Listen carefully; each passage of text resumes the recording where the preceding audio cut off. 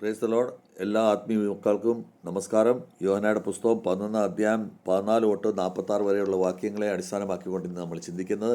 യോഹന്നായുടെ പുസ്തകം 11 അധ്യായം 14 വാക്യം തൊട്ട് 46 വാക്യം വരെയുള്ള കാര്യത്തെ നമ്മൾ ചിന്തിക്കുന്നത്, ആസ്പദമാക്കിയാണ് ചിന്തിക്കുന്നത്. നമ്മുടെ ഗോസ്പൽ ജോണിൻ്റെ 11 അധ്യായത്തിൽ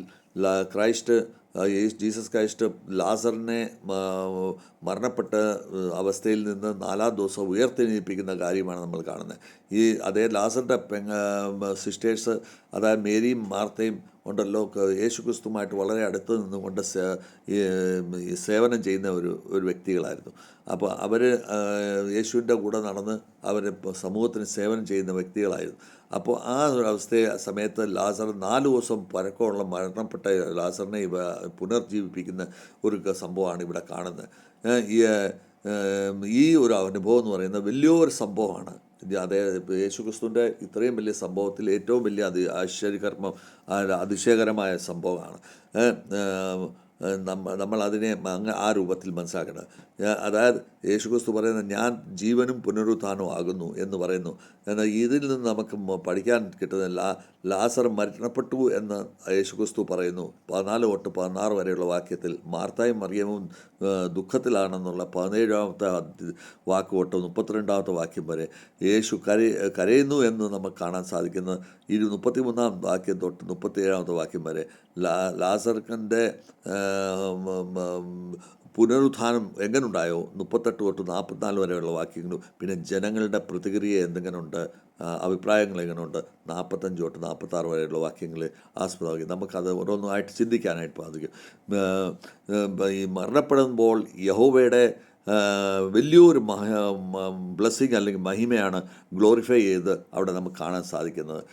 അപ്പോൾ യേശുക്രിസ്തു ശിഷ്യന്മാരോട് പറയുന്നത് ലാസർ മരിച്ചു എന്ന് പറയുന്നു. അപ്പോൾ അതെന്തിനാ വെച്ചാൽ ആ സംഭവത്തിൽ ലാസർ മരണപ്പെട്ടു എന്ന ശിഷ്യന്മാർക്ക് അത് മനസ്സിലാകണം, അതിനു വേണ്ടി പറയാം. അപ്പോൾ കഠിനമായ പരിസ്ഥിതിയിലും നമുക്ക് യേശുക്രിസ്തുവിനെ മഹിമപ്പെടുത്തണം എന്ന്, അവരെ ആരാധിക്കണം, സ്തുതിക്കണമെന്നുള്ളത് നമ്മൾ പഠിക്കേണ്ടിയിരിക്കുന്നു. നമ്മുടെ യഹോവയുടെ എല്ലാ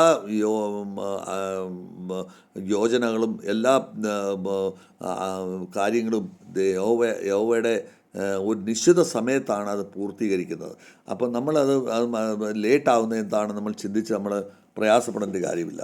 മാർത്തായുടെ വിശ്വാസം 17-ാം വചനം തൊട്ട് 27-ാം വചനത്തിൽ പറയുന്നു, നീ അഥവാ നേരത്തെ വന്നിരുന്നെങ്കിൽ എൻ്റെ ആങ്ങളെ മരിക്കില്ലായിരുന്നു എന്ന് പറഞ്ഞു.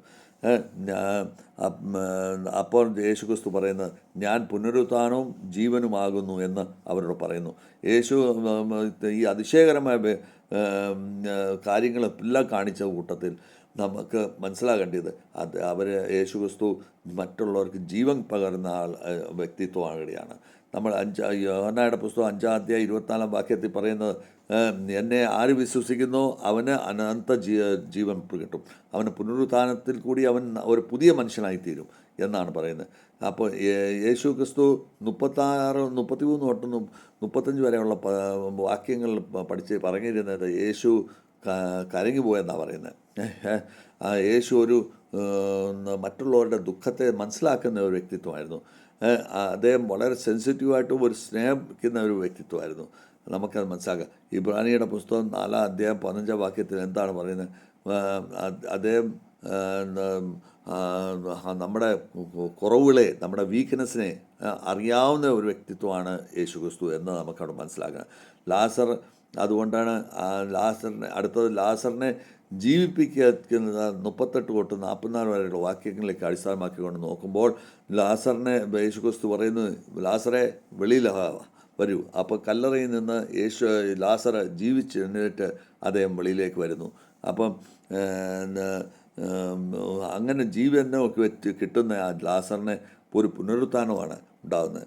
അപ്പോൾ അദ്ദേഹം യേശുക്രിസ്തുവിന് മരണപ്പെട്ടിരിക്കുന്ന ആൾക്കാരെയും ജീവിപ്പിക്കാനുള്ള ശക്തി ഉണ്ടെന്നുള്ളത് അവിടെ നമുക്ക് സാധിക്കുന്നുണ്ട്. അപ്പോൾ നമ്മുടെ എന്തുമാത്രം പഴയ കേസായിരുന്നാലും എന്തുമാത്രം കഠിനമായ കേസായിരുന്നാലും ശരി, അത് യഹോവ നമ്മുടെ കൂടെ ഉണ്ടെങ്കിൽ അത് നമുക്ക് പൂർത്തീകരിക്കപ്പെടും എന്നാണ് നമ്മൾ മനസ്സിലാക്കേണ്ടത്. യഹോവയുടെ കാര്യങ്ങൾ, യഹോവയുടെ ഓരോ കാര്യങ്ങളും എങ്ങനെയാണ് പോകുന്നത് എന്ന് നമുക്ക് മനസ്സിലാക്കണമെങ്കിൽ നമുക്ക് അദ്ദേഹത്തിനെ വിശ്വസിക്കുക. അപ്പോൾ ചില ആൾക്കാർ അദ്ദേഹത്തിനോട് വിരോധം ഭാവമായിട്ട് കാണിക്കുന്നതും നമുക്ക് കാണാൻ സാധിക്കും. ഇത് 45 തൊട്ട് 46 വരെയുള്ള വാക്യങ്ങളെ അടിസ്ഥാനമാക്കിക്കൊണ്ട് നമ്മൾ ചിന്തിക്കുമ്പോൾ യഹോവയുടെ എല്ലാ നല്ല കാര്യങ്ങളിലും ചില വിരോധം ചെയ്യുന്നവർ, അതിനെ ഒപ്പോസ് ചെയ്യുന്ന ആൾക്കാർ എപ്പോഴും കാണും. അത് നമ്മൾ മനസ്സിലാക്കിയിരിക്കണം. അങ്ങനത്തെ ജീവിതം നമ്മുടെ ജീവിതത്തിലുണ്ട്. അപ്പോൾ അതൊരു സ്വാഭാവികമായിട്ടുള്ളൊരു കാര്യമാണ്. അപ്പോൾ നമുക്ക് ഇതിൻ്റെ അകത്തുനിന്ന് പഠിക്കാൻ കിട്ടുന്നത് എന്താ? യഹോവ അല്പം താമസം ഉണ്ടായാലും യഹോവയുടെ പ്ലാനിങ്ങിൻ്റെ ഒരു ഭാഗമായിട്ട് അത് കണക്കാക്കുക. നമ്മൾ യേശുക്രിസ്തു പറയുക ജീവനും പുനരുത്ഥാനം ഞാനാകുന്നു എന്ന് പറയുന്നു. അത് നമ്മുടെ യേശുക്രിസ്തു പറഞ്ഞു, നിന്റെ ദുഃഖത്തിൻ്റെ പങ്കാളിയാകുക. അതാണ് യേശുക്രിസ്തു ലാസർ മരിച്ചപ്പോൾ കരഞ്ഞത്. അപ്പോൾ നമ്മൾ ആ ദുഃഖത്തിൽ യേശുക്രിസ്തു പങ്കാളിയായി വരുന്നത്. അപ്പോൾ നമ്മളെ പഠിപ്പിക്കുന്ന എങ്ങനെയാണെന്ന് വെച്ചാൽ മറ്റുള്ളവരുടെ ദുഃഖത്തിൽ നമ്മൾ പങ്കാളികളായി മാറണം. വിശ്വാസം ഉണ്ടെങ്കിൽ അവിടെ അതിശയമുണ്ട് എന്ന് നമ്മൾ മനസ്സിലാക്കേണ്ടിയിരിക്കുന്നു. നമ്മുടെ ജീവിതത്തിൽ ഒരു നിരാശ വന്നു കഴിഞ്ഞാൽ നമ്മൾക്ക് എല്ലാം തീർന്നു പോയെന്ന് നമുക്ക് തോന്നും. പക്ഷേ യേശുക്രിസ്തു നമ്മുടെ ജീവിതത്തിനെ ഒരു പുതിയ നവീകരണം ചെയ്ത് പുതിയ ജീവിതം തരുന്ന ഒരു അവസ്ഥയാണ്. അതുപോലെ നമ്മൾ കാണാൻ സാധിക്കുന്ന ഒരു വ്യക്തി വ്യാപാരം ചെയ്യാനായിട്ട് അതേ ഉണ്ടല്ലോ,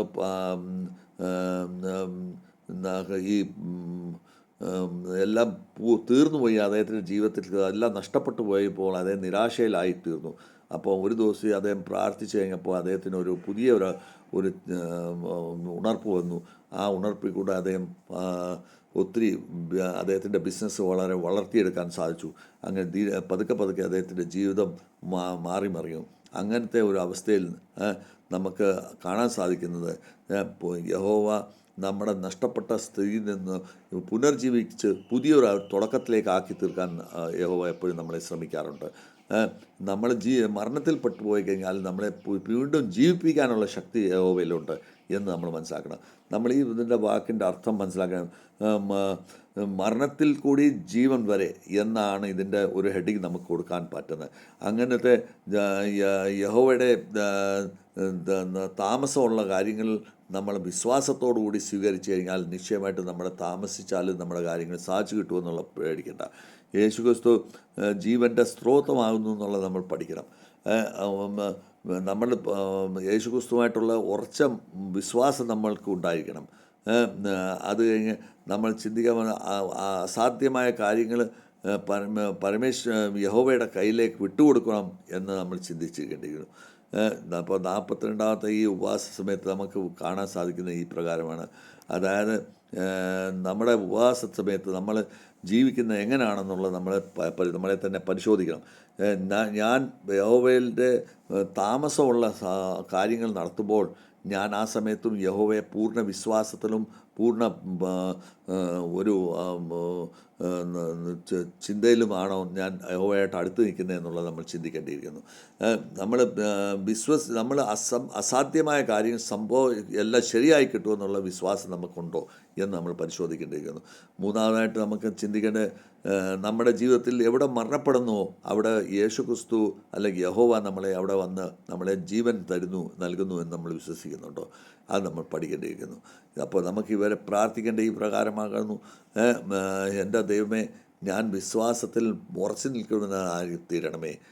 അത് കഴിഞ്ഞിട്ട് ഞാൻ എവിടെ നിരാശപ്പെടുന്നു അവിടെ ഉണ്ടല്ലോ ജീവൻ എനിക്ക് കിട്ടാനായിട്ട് സാധിക്കണമേ, പുതിയ ജീവനായി തീരണമേ, എൻ്റെ ഒരു പുതിയ മാർഗമായി കിട്ടണേ എന്ന് നമ്മൾ പ്രാർത്ഥിക്കേണ്ടിയിരിക്കുന്നു. നമ്മുടെ എല്ലാ നമ്മുടെ ജീവിതത്തിൽ ഉണ്ടാകുന്ന ഓരോ കാര്യങ്ങളിലും യഹോവ അല്പം താമസമുണ്ടെങ്കിലും അത് യഹോവയുടെ ഒരു പ്ലാനിങ്ങിൻ്റെ അകത്താണ് ഈ കാര്യങ്ങളെല്ലാം നടക്കുന്നതെന്ന് നമ്മൾ വിശ്വസിക്കേണ്ടിയിരിക്കുന്നു. നമ്മുടെ ജീവിതത്തിൽ പല തെറ്റുകുറ്റങ്ങളും സംഭവിക്കുക ചിലപ്പം ഒരു പക്ഷെങ്കിൽ നമ്മൾ മരണപ്പെട്ടിരിക്കുന്ന അവസ്ഥയായിരിക്കും. അപ്പം നമ്മളെ വീണ്ടും നവീകരിക്കപ്പെടുകയും ജീവിക്കപ്പെടുകയും ചെയ്യുമെന്നുള്ള വിശ്വാസം നമ്മളിലുണ്ടായിരിക്കണം. ഇതാണ് നമ്മൾ പ്രാർത്ഥിക്കേണ്ടത്. ഇന്ന് യോഹന്നയുടെ പുസ്തകം 14:14-46 വരെയുള്ള നമ്മളെ പഠിപ്പിക്കുന്നത് ഇങ്ങനെയാണ്. യേശു ക്രിസ്തു നമ്മളുടെ മേൽ അധികാരം വയ്ക്കുന്ന ഒരു വ്യക്തിയാണ്. നമ്മുടെ മരണത്തിന്മേൽ അധികാരമുള്ള ഒരു വ്യക്തിത്വമാണ്. യഹോവയുടെ ഈ നമ്മുടെ താമസം, ഓരോ കാര്യങ്ങളിലുണ്ടാകുന്ന താമസത്തിൻ്റെ മണ്ടയിൽ അദ്ദേഹമുണ്ടല്ലോ ഒരു അധികാരം വയ്ക്കുന്ന ഒരു വ്യക്തിത്വമാണ്. മൂന്നാമത് നമുക്ക് ചിന്തിക്കുന്നത് യഹോവയുടെ താമസം ഉണ്ടാകുന്ന ഓരോ കാര്യങ്ങളും അത് ദൈവത്തിൻ്റെ ഓരോ പ്ലാനിങ്ങിൻ്റെ പദ്ധതിയിലാണ് എന്ന് നമ്മൾ വിശ്വസിക്കേണ്ടിയിരിക്കുന്നു. അതോടൊപ്പം വിശ്വാസം ചെയ്തു കഴിഞ്ഞാൽ ഏത് അസാധ്യ കാര്യവും അത് സാധ്യമായി തീരും എന്ന് നമ്മൾ വിശ്വസിക്കേണ്ടിയിരിക്കുന്നു. ഇങ്ങനത്തെ നമ്മുടെ ഈ വചനത്തിൽ നമുക്ക് യോഹന്നയുടെ പുസ്തകം 14:14-46 വരെയുള്ള വചനം നമ്മളെ പഠിപ്പിക്കുന്നത് നമ്മുടെ കൂട്ടുകാരെയും നമ്മുടെ പള്ളിയിലുള്ളവരെയും നമ്മുടെ ദേശത്ത് നാട്ടിലുള്ളവർ ഇതിനെ കേൾക്കുന്ന ആൾക്കാർ നമ്മുടെ ജീവിതത്തിൽ ഒരു കാര്യം അസാധ്യമല്ല, എല്ലാം സാധ്യമാണ്. അത് യേശുക്രിസ്തു നമ്മുടെ ജീവിതത്തിൻ്റെ മരണത്തിൽ നമ്മളെ രക്ഷപ്രാപിപ്പിക്കാൻ വേണ്ടി ഉള്ള ശക്തി ഉണ്ട് എന്നുള്ളത് നമ്മൾ മനസ്സിലാക്കണം. അതുകൊണ്ട് നമ്മുടെ ജീവിതത്തിൽ നമ്മൾ ചെയ്യേണ്ട ഓരോ കാര്യങ്ങൾ നമ്മുടെ ജീവിതത്തിൽ കൃത്യസമയത്ത് നമ്മൾ ചെയ്തു തീർക്കണമെന്ന് ഞാൻ പ്രാർത്ഥിച്ചുകൊണ്ട് എൻ്റെ വാക്കുകൾ ചുരുക്കുന്നു. God bless to all.